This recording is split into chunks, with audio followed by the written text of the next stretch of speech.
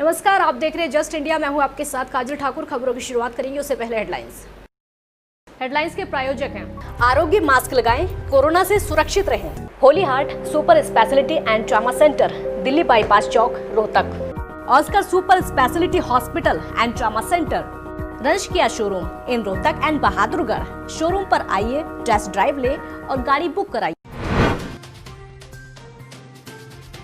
Kanpur encounter में police ने तेज की जांच। एनकाउंटर के बीच एसओ महेश यादव ने किया था कॉल। फोर्स के साथ पहुंचे एएसआई ने बचाई कई की जान। कानपुर एनकाउंटर मामले में हिस्ट्री शीटर विकास दुबे की तलाश तेज। प्रदेश भर में 100 से ज्यादा टीमें कर रही छापेमारी। विकास दुबे के घर पर चला बुलडोजर।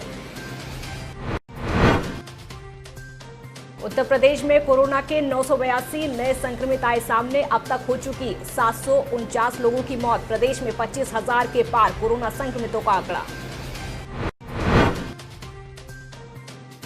और बुलंदशहर में पबजी खेलते समय युवक ने खुद को मारी गोली। पबजी खेलते खेलते डिप्रेशन में पहुंचा था छात्र। मामले की जांच में जुटी पुलिस। उत्तर प्रदेश के कानपुर के बिकरू गांव में हुए एनकाउंटर में पुलिसकर्मियों की हत्या मामले की जांच एक साथ कई दिशाओं में चल रही है। एक तरफ दर्जनों टीमें फरार अभियुक्त विकास दुबे की तलाश की छापेमारी कर रही हैं। लगातार छापेमारी की जा रही है और आरोपी की तलाश की जा रही है। वहीं दूसरी ओर हिस्ट्री शीटर विकास दुबे और उसके शूटर गैंग ने जिस तरह से जघन्य हत्याकांड को प्लानिंग के तहत अंजाम दिया, उसने पुलिस विभाग की गोपनीयता पर सवाल खड़े कर दिए हैं। अधिकारियों को आशंका है कि पुलिस महकमे के ही किसी भेदिये ने चौबेपुर थाने से फोर्स के चलने और गांव पहुंचने तक पल पल की मूवमेंट की जानकारी विकास दुबे को दी थी और इसी की जांच के शक के आधार पर चौबेपुर थाने के एक दरोगा, सिपाही और होमगार्ड के मोबाइल नंबर की कॉल डिटेल खंगाली जा रही है। खबरों की माने तो मोबाइल कॉल रिपोर्ट का इंतजार किया जा रहा है। इसके बाद आगे की कार्रवाई की जाएगी। मामले में खुद मुख्यमंत्री योगी आदित्यनाथ ने संज्ञान लिया है और शहीद हुए पुलिस के जवानों को श्रद्धांजलि दी। साथ ही कड़ी कार्रवाई करने की बात कही है। आपको बता दें कि मुख्य आरोपी विकास दुबे की मां ने कहा कि विकास को पकड़ने के बाद गोली मार दो। हुए जवानों के परिवार वालों को यद्यपि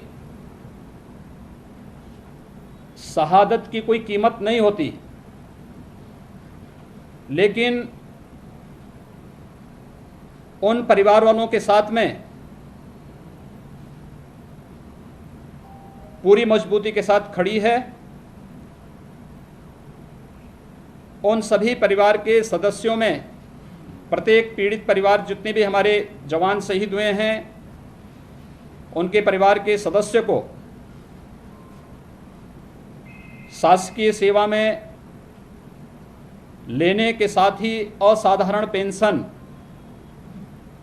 भी उन सभी परिवार वालों को सरकार उपलब्ध कराएगी। इसके साथ ही आर्थिक सहायता के रूप में भी 1 करोड़ रुपए प्रत्येक शहीद के परिवार को अतिरिक्त सरकार की ओर से उन्हें उपलब्ध कराया जाएगा। कानपुर में अपराधियों से एनकाउंटर में कई जवान शहीद हो गए और इन्हीं में से एक शिवराजपुर थाने में एसओ महेश यादव भी थे। पता चला है कि जब अपराधियों ने गोलियां चलानी शुरू की थी तो बीच एनकाउंटर में महेश यादव की एक फ़ोन कॉल ने बाकी पुलिसकर्मियों की जान बचाई। उन्होंने गोलियों से बचते हुए किसी तरह थाने के एएसआई को फ़ोन किया और कहा कि बदमाशों ने हम लोगों को घेर लिया है, हम फंस गए हैं, गोलियां चल रही हैं, अब बचना मुश्किल है, जल्द फोर्स भेजो। इसी कॉल के बाद भारी फोर्स और पुलिस अफसर मौके पर पहुंचे और इससे अन्य पुलिसकर्मियों की जान बच सकी। दरअसल विकास दुबे के घर दबिश देने वाली टीम में महेश यादव सबसे आगे थे। हमला होते ही उन्होंने मोर्चा संभालने की कोशिश की, लेकिन बदमाशों की फायर पावर के आगे एक एक करके पुलिसकर्मी गिरने लगे। इस दौरान किसी तरह से महेश यादव घर के एक कमरे में छिपे और यहीं से उन्होंने थाने के एएसआई को फ़ोन करके घटना की जानकारी दी। इस कॉल के बाद फौरन वायरलेस किया गया और भारी संख्या में फोर्स मौके पर पहुंची थी। कानपुर एनकाउंटर मामले में फरार चल रहे हिस्ट्री शीटर विकास दुबे की तलाश में 100 से ज्यादा टीमें छापेमारी कर रही हैं और इसी क्रम में एक टीम ने लखनऊ में विकास दुबे के घर पर छापेमारी की है। कृष्णानगर इलाके में इंद्रलोक कॉलोनी विकास दुबे का घर है, लेकिन पुलिस को यहां नौकर के सिवाय और कोई नहीं मिला। यहां सघन तलाशी और कुछ पेन ड्राइव आदि जब्त करने के बाद पुलिस ने पास ही के स्थित विकास के भाई दीप के घर छापेमारी की। यहां दीप की पत्नी के पास से रिवॉल्वर बरामद हुई है और दावा किया जा रहा है कि यह लाइसेंसी है। पुलिस अब रिवॉल्वर के लाइसेंस की जांच करा रही है और वहीं घर पर विकास का भाई दीप नहीं मिला। पता चला है कि घटना के बाद से ही वो घर से निकल गया था और लौटकर नहीं आया है। उसका मोबाइल फ़ोन भी स्विच ऑफ बताया जा रहा है। पुलिस के अनुसार विकास के घर पर दबिश के दौरान नौकर मिला। यहां तलाशी ली गई। पता चला कि विकास दुबे अपनी पत्नी 2 बेटों के साथ रहता था। इसके अलावा पुलिस टीम ने लखनऊ में कई अन्य जगह विकास की तलाश में उसके संभावित ठिकानों पर रेड की है, लेकिन सफलता हाथ नहीं लग सकी।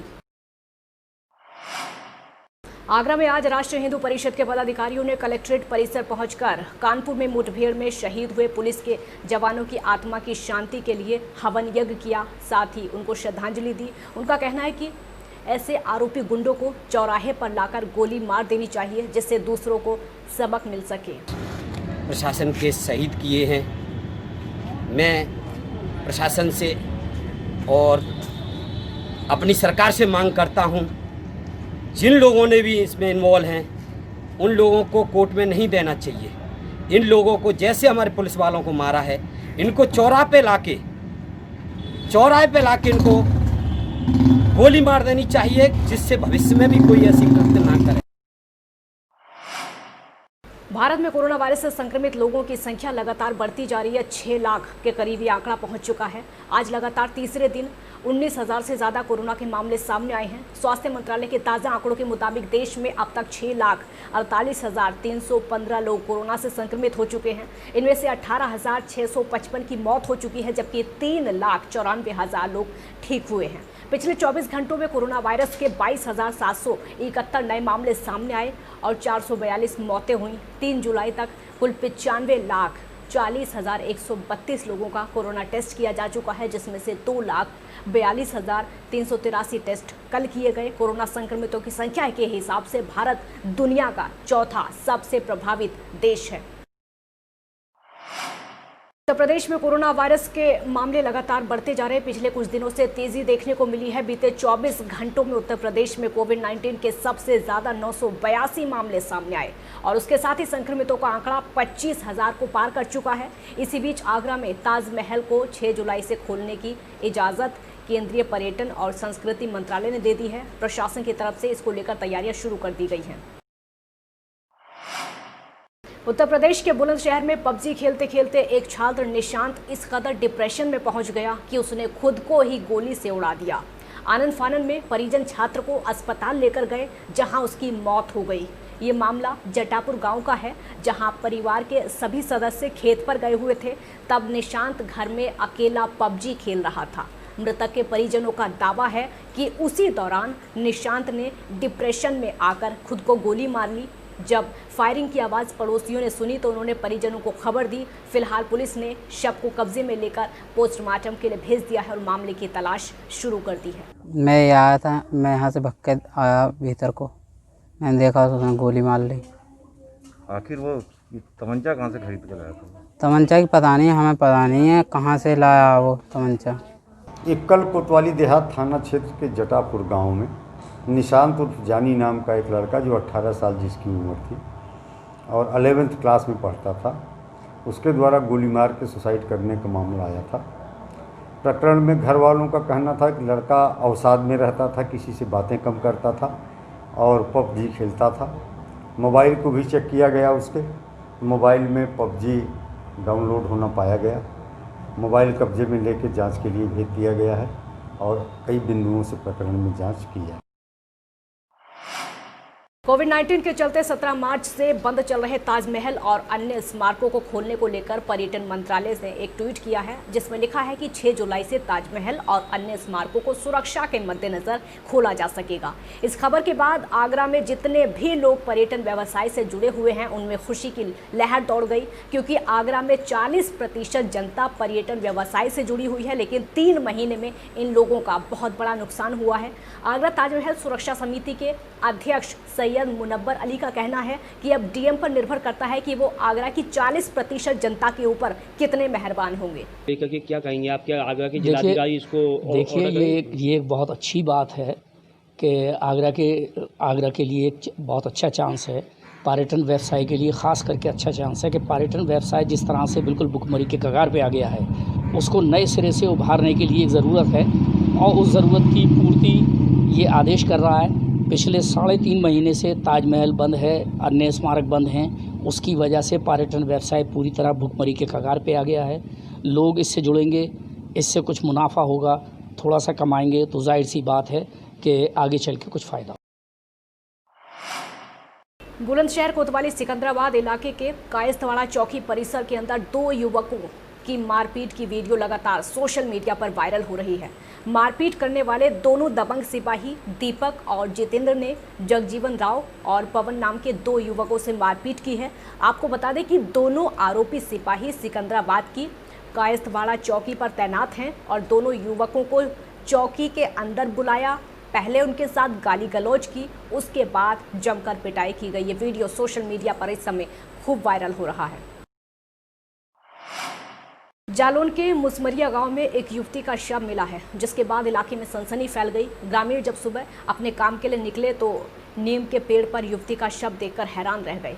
मामले की जानकारी पुलिस को दी गई, जिसके बाद पुलिस मौके पर पहुंची, स्थानीय लोगों से मामले की पूछताछ की और शव को नीचे उतारा और पंचायतनामा भरकर पोस्टमार्टम के लिए भेज दिया है। कोरोना महामारी से लड़ने के लिए आरोग्य मास्क लाया है आपके लिए सबसे आधुनिक मास्क। इसके साथ ही आपको मिलेगी आधुनिक पीपीई किट, वो भी बहुत ही सस्ते रेट पर। contact@arogyamask.com पर जाएं और हमसे संपर्क करें या फिर www.arogyamask.com से जुड़ें। इसके साथ ही आप हमें कॉल कर सकते हैं। हमारा पता है Anand international, plot number 181, sector 25, Panipat, Haryana. Holy Heart Super Speciality and Trauma Center. Modern healthcare facilities include cardiology and cardiothoracic surgeries, joint replacements, post-injury and trauma surgeries, orthopedic, laparoscopic and bariatric surgery, pulmonology, general medicine, gynecology, radiology, gastroenterology, nephrology. For more details, please contact Delhi Bypass Chowk, Vininagar, Rohtak. Our helpline 93067222176.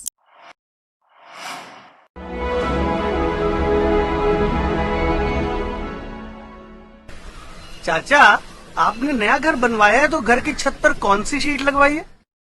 बेटा, मैंने अपने घर की छत पर Asian sheet लगवाई है, क्योंकि वो कभी न मिटने वाले ओरिजिनल निशान की चादरें हैं। साथ में ISI का चिन्ह, 5 साल की वारंटी के साथ साथ पैसों का सही मूल्य देने वाली वही इकलौती शीट्स हैं। क्योंकि नाम नहीं, पहचान जरूरी है। खबरों में फिलहाल इतना ही। देखते रहिए जस्ट इंडिया। नमस्कार।